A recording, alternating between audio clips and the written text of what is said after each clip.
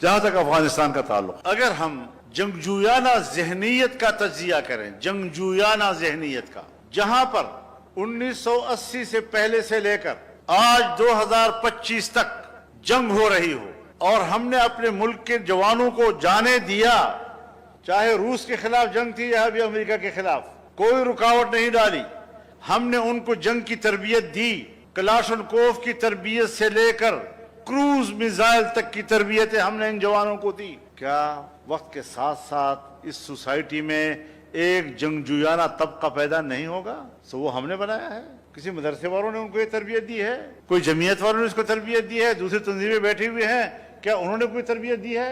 تربیت دی ہے یا امریکنز نے آ کر، یا نیٹو کے لوگوں نے آ کر، یا ہمارے اپنے جنرلوں نے ان کو تربیتیں دی ہیں، اور ایک جنگجویانہ طبقہ پیدا کر پورے قوم کے لیے عذاب بنا دیا انہوں نے۔ آج ہمیں کہتے ہیں جی کہ افغانستان سے وہاں ان کی تربیتیں ہیں۔ افغانستان میں بھیجا کس نے؟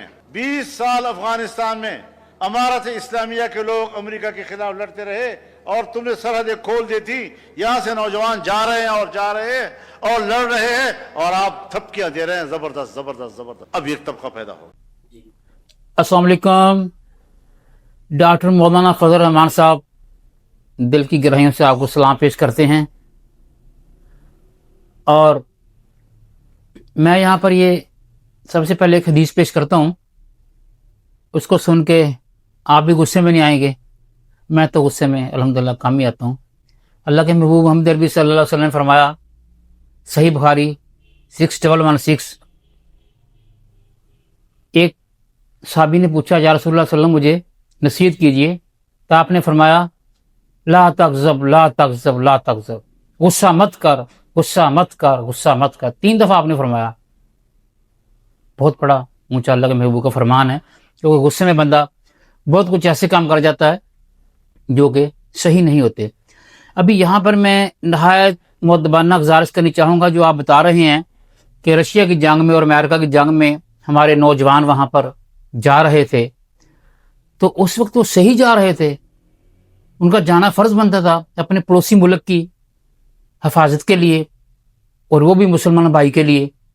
اور جہاں تک ان کے جانے کا تعلق ہے، اگر آپ نے کہا کہ ان کو فوج بھیج رہی تھی، تو میں یہاں پر یہ ضرور کہنا چاہوں گا کہ فوج اگر رہی تھی تو تیار آپ کر رہے تھے، یہ آپ کو ماننا پڑے گا۔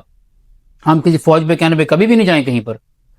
آپ علماء کرام نے ہمیں بتایا اور ہمیں یہ ترغیب دلائی، وہ آپ ہوں جا کے ہمارے کوئی علماء کرام ہو، اور انہوں نے اس وقت جو ترغیب دلائی، جو بتایا، وہ بالکل صحیح بتایا۔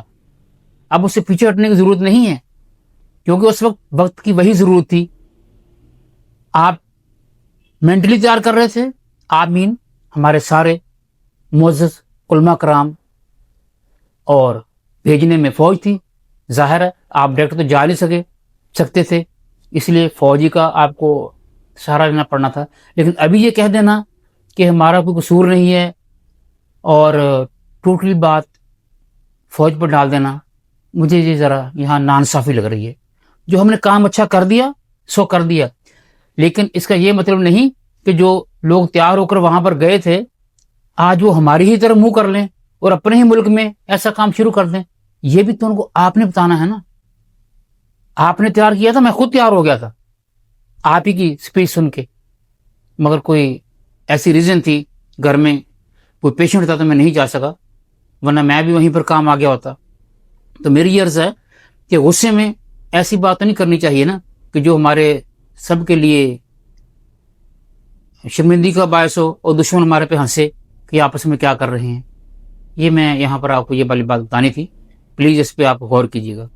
Thank you. میں بھی نہیں چاہتا اور میں بھی اس کے خلاف ہوں کہ افغانستان سے وہاں پر مراکز ہوں اور وہاں سے مسلح لوگ پاکستان میں آ کر کارروائیاں کریں۔ آپ بھی نہیں چاہتے، پاکستان بھی نہیں چاہتا، ریاست بھی نہیں چاہتی، مذہبی جماعتیں بھی نہیں چاہتی۔ تو ایک شکایت ہے اور میں اس کے لیے خود گیا ہوں افغانستان۔ کچھ علماء کرام یہاں بیٹھے ہوں گے جو میرے ساتھ گئے تھے، اور ہم نے وہاں پر ہر سطح پر گفتگو کی ہے اور تمام چیزوں کے حل نکالے ہیں۔ مہاجرین کا مسئلہ، تجارت کا مسئلہ، سرحدات کا مسئلہ، اور یہ جو مسلح تنظیمیں ہیں ان کا مسئلہ، تمام چیزوں کے حل ہم نے نکالے۔ لیکن میں یہ سوال اگر کروں کہ وہ ریاست جس نے میرے سامنے 8-10 जनरल्स की मौजूदगी में, सेक्रेटरी खारजा की मौजूदगी में मुझे कहा मुबारक हो, आपने जो कुछ किया हम उसको अप्रिशिएट करते हैं, और ये भी कहा कि आप उसका कोई मैकेनिज्म दें, किस तरह इस पर अमल दरामद किया जाए।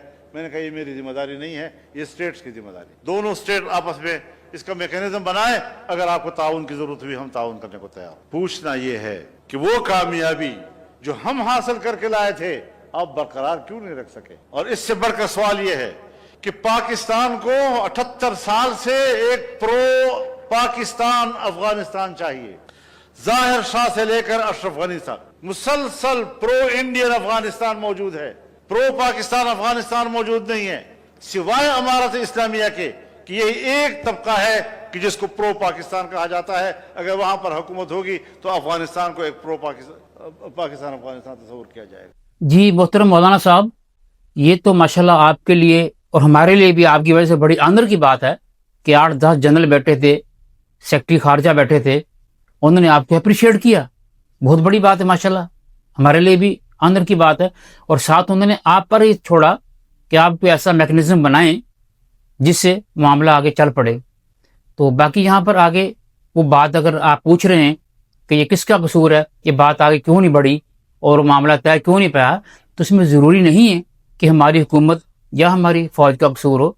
उनकी तरफ से तो कुछ आगे बढ़ने की कोशिश करनी चाहिए ना। आप डेली देख रहे होंगे हमारे DGSPR और सब, बल्कि हम सब उनसे, मैंने एक पहले स्पीच की थी, मैंने वहाँ के वज़ीर ख़ारजा जब वो गए हुए थे इंडिया में, उनसे रिक्वेस्ट की थी कि आप और हम एक हैं, हम भाई भाई हैं, हम एक हो जाना चाहिए। और जो आप कह रहे हैं कि प्रो पाकिस्तान अफगानिस्तान क्यों नहीं है, प्रो इंडिया अफगानिस्तान तो इसीलिए वो तो उनको शरारतें करने के लिए उनको असला दे रहा है, क्या कुछ कर रहा है, इसलिए वो वक्ती तौर पर प्रो बना हुआ। एक्चुअली प्रो तो हम हैं, मगर कोई हमें समझे तो फिर है, वो हमें समझते ही नहीं है। और वाकईतन इसमें कोई शक नहीं है, हमारी अवाम और हमारी नज़रें आप पर हैं कि आप यहाँ पर अपना मखसूस किरदार अदा करें। इंशाल्लाह आप कोशिश करेंगे तो ज़रूर कोई ना कोई हल निकलेगा, इसलिए कि हमारे मुसलमान भाई हैं जी। और आखिर में मैं डॉक्टर मौलाना फजल रहमान साहब से एक तो सर मैं आपको मुबारकबाद देता हूँ कि आप माशाल्लाह अभी डॉक्टर भी हो गए हैं। तो मैं नहायत अदब से गुजारिश करूँगा कि जैसे हमारे मुफ्ती अब्दुल रहीम साहब और ताहिर अशरफी साहब और कुछ हमारे और उलमा कराम कोशिश कर रहे हैं आपस में इत्तेहाद पैदा करने की, मुल्क के अंदर इत्तेहाद अफवाज पाकिस्तान के साथ, तो आप भी यहाँ पर मिलके अपना नरमी के साथ किरदार अदा करें। इंशाल्लाह आप कोशिश करेंगे तो अल्लाह रास्ते आगे खुद ही निकाल देंगे इंशाल्लाह ताला। थैंक यू साथियों, नेकी का मौका आया तो देर किस बात की, अभी लाइक सब्सक्राइब और शेयर करें और उम्मत को जोड़ने में हमारा साथ दीजिए। शुक्रिया।